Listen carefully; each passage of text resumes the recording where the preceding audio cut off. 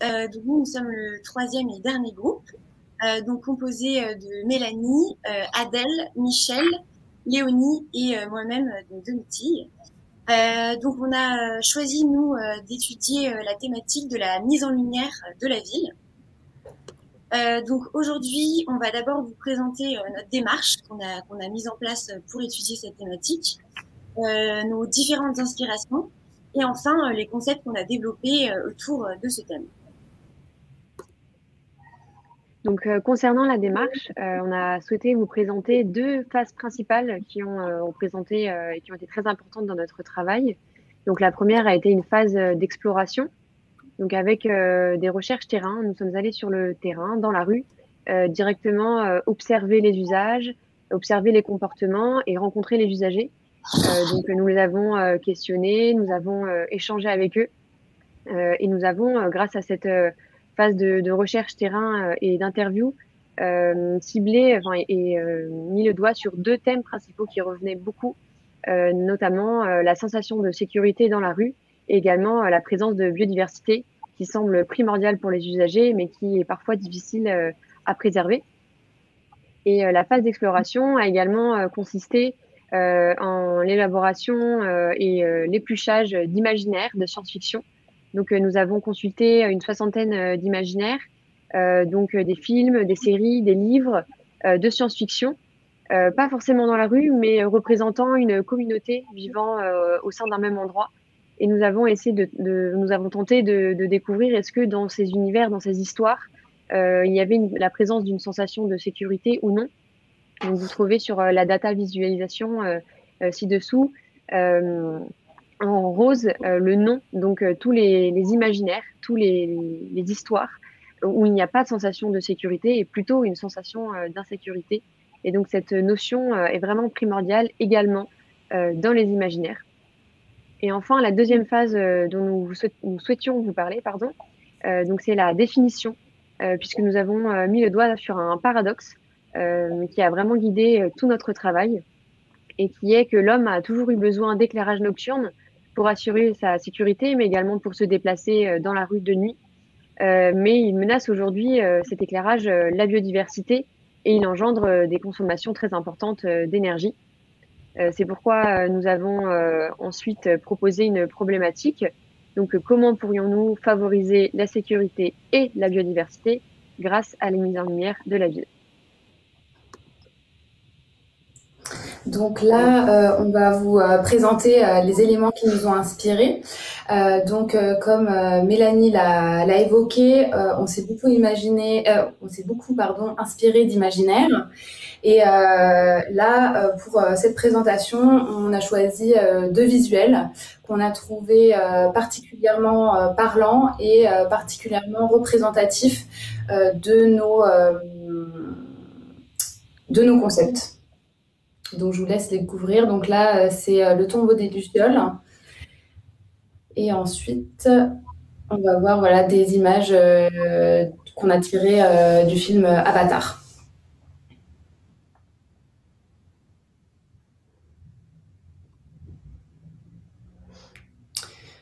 Voilà. Et ensuite, on s'est également inspiré d'autres éléments.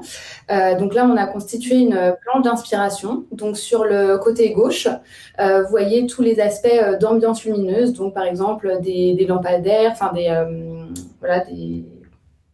lampions, pardon. On s'est également inspiré de la fête de la lumière en Finlande. Ensuite, au milieu, vous trois images d'éléments naturellement lumineux. Donc, par exemple, le plancton et les aurores boréales, qu'on a trouvé très, très jolies et inspirantes. Et ensuite, du côté droit, c'est des choses un petit peu plus technologiques. Donc, on a trouvé intéressant les points lumineux en fait qui signalent les pistes d'atterrissage.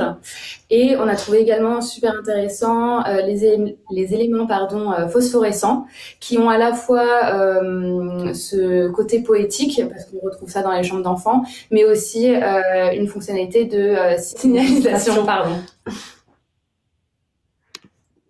Voilà. Ok, maintenant on va présenter nos deux concepts qui répondent à notre problématique. Donc, le premier concept est débranché mais lumineuse, profiter d'une rue autonome pour se déplacer. Donc, le problème est qu'aujourd'hui, l'éclairage artificiel est une pollution lumineuse qui menace la biodiversité. Et d'après l'ADEME, elle représente 40% de la consommation d'énergie des communautés.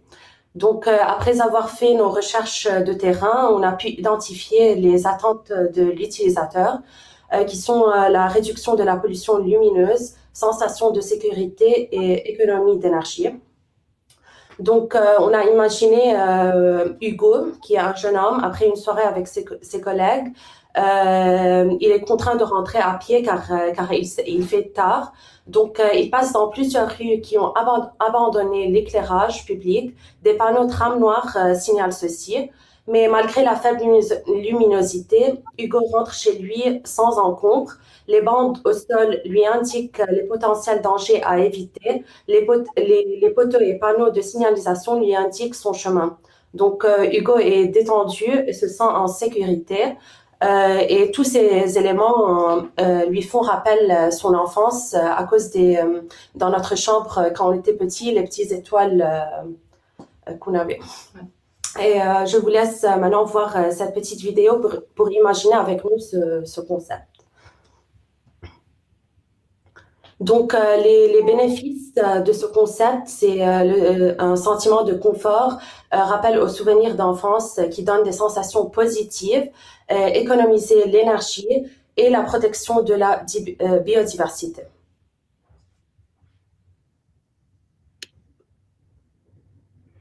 Donc, comme Michel l'a évoqué, on a choisi d'intégrer des éléments phosphorescents. Ici, on l'a représenté par des bandes phosphorescentes qui pourraient donc prévenir des potentiels dangers comme les aspérités ou les irrégularités dans le sol. Et ensuite, on a également imaginé des éléments bioluminescents qui permettraient d'avoir de la lumière en continu, tout en étant débranchés. Et donc là, il y a des recherches qui sont actuellement en cours, comme le projet Glowing Plants, où par exemple le MIT a réussi à intégrer les enzymes de luisant des lucioles dans des plantes. Et donc, en fait, ça serait un concept qui permettrait de gêner moins la biodiversité, de ne pas consommer d'électricité. Et voilà, en baissant l'intensité lumineuse, et ben, ça fait que l'œil peut s'adapter et on ne signale vraiment que les éléments importants. Et on va maintenant vous présenter notre deuxième concept, qui est l'ambiance lumineuse. Donc, parce que dans les villes qui sont de plus en plus anonymes, la lumière peut vraiment permettre de créer une ambiance qui est quand même plus chaleureuse et conviviale et moins anxiogène. Donc en fait, ce concept, il est parti d'un constat et des interviews qu'on a fait sur le terrain. On a pu relever des pain points vraiment de certains utilisateurs, certains usagers de la rue, qui disaient que l'anonymat était quand même grandissant en ville, qu'il y avait un climat anxiogène la nuit et que l'éclairage en ville était peu adapté dans les petites rues. Et donc, du coup, ils avaient comme attente une sensation de sécurité. C'était vraiment ce qu'ils recherchaient parce que c'est ce qu'ils trouvaient qu'il manquait actuellement. Et de pouvoir apprécier le déplacement dans la rue de nuit. Donc, pour ça, on vous présente un petit scénario. Donc là, par exemple, ce serait Marie qui rentre chez elle à pied après une longue journée de travail. Elle aime bien rentrer à pied parce que le trajet lui permet de décompresser et de prendre l'air. Il y a des installations lumineuses un petit peu en hauteur et au sol, colorées, qui créent vraiment une ambiance chaleureuse. Elle se fait la réflexion qu'elle croise de nombreux passants, bien plus qu'il y a 2 ans. Et elle est sereine, elle se sent en sécurité du fait justement de cette mise en lumière colorée et de l'ambiance conviviale qui en ressort. Et elle entend appeler son prénom. Et en fait, ce sont 2 amis à elle qui sont assis sur un banc, qui discutent. Donc, elle décide de les rejoindre et de s'asseoir avec eux. Et c'est le début d'une belle soirée pour ses copains. Donc, comme vous voyez en image, les petites lampes colorées sur le dessus. Maintenant, je vais laisser Domiti vous présenter. Alors, donc voilà, donc les deux concepts réunis sur cette image. Donc en fait, pour développer ces deux concepts, on est parti d'un constat qui est qu'en fait, quand il y a trop de lumière, finalement, on est ébloui et on appréhende moins bien l'espace, donc le vide et les volumes. Et donc là, l'idée ici, ça va être de jouer sur l'intensité de la lumière et donc la diminuer afin en fait qu'on ait une meilleure vision globale de la rue, notamment grâce au fait que notre œil s'adapte en fait à l'intensité de la lumière auquel il fait face. Donc nos deux concepts ici, il y a les myriades de points lumineux au sol et la guirlande de lumière colorée au ciel. Donc le premier, donc la myriade de points lumineux au sol, donc concerne plutôt les lieux de passage où l'usager en fait est en mouvement. Donc il a besoin de voir là où il marche pour se déplacer. Il a besoin d'être en capacité en fait de détecter les obstacles ou par exemple les irrégularités sur le sol. L'idée ici en fait c'est de placer donc en quinconce à une distance optimale le long de la rue des points de lumière qui en fait ont une spécificité, c'est qu'ils ont un cache par-dessus qui en fait permet d'avoir une lumière qui vise que les endroits où on a besoin d'être éclairé. Donc en fait, elles vont éclairer que le sol, afin qu'en fait on ait une lumière efficace et moins de pollution lumineuse. Donc ces points lumineux seront de plus allumés à l'intensité la plus basse. Et enfin, avec ces points lumineux, il y aurait à côté des capteurs de mouvement donc installés de chaque côté de ces points lumineux qui vont capturer le passage d'un usager. Et lorsqu'il passe, l'intensité de ces lumières augmenterait. Et donc, en fait, l'intensité de la lumière ondulerait le long du passage de l'usager afin qu'il puisse bien voir son chemin. Et en fait, ce système qui influe sur l'intensité de la lumière éviterait le clignotement de la ville. Le deuxième concept, donc c'est plutôt celui donc au ciel, donc les guirlandes de lumière colorée. Donc cette fois-ci, ce concept concerne plus les lieux où l'usager en fait est plus figé et moins en mouvement. Donc il va plutôt être dans un moment de détente ou d'attente. Donc il est plus sensible à l'ambiance dans laquelle il se trouve. Donc là ici l'idée ça serait de venir placer donc des points lumineux colorés, donc comme sur l'illustration, ou unis.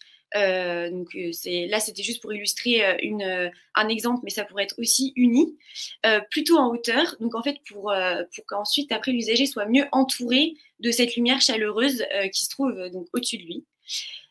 Donc, on a pensé que ce concept s'appliquerait plus pour une rue où il y a un patrimoine, par exemple, à mettre en valeur, une rue piétonne, ou alors une rue ou des lieux où il y a du mobilier urbain, donc comme des tables ou des bancs. Et donc, ça serait et aussi de bien garder en tête que ce concept s'adapte vraiment au quartier dans lequel il est, enfin dans lequel on va l'installer, et aussi à la ville pour que ça s'intègre bien en fait au paysage urbain et que les couleurs fassent un bel ensemble dans les rues. Voilà, on espère qu'on a réussi un petit peu à vous immerger dans ces rues chaleureuses et débranchées, et notamment par la mise en lumière de la ville. Et on vous remercie pour votre attention. Merci à vous. C'est surprenant, votre proposition. Alors, dans le chat, il y a une proposition assez forte qui est d'inventer une rue phosphorescente. Je pense que c'est un peu en lien avec ce que vous avez commencé à identifier. Il y a même une suggestion qui serait d'hybrider deux concepts qui ont été proposés par deux groupes, aller chercher la fresque vivante du premier groupe et avec la vôtre, la rue phosphorescente. Et finalement, on va voir quel résultat ça pourrait créer. Voilà.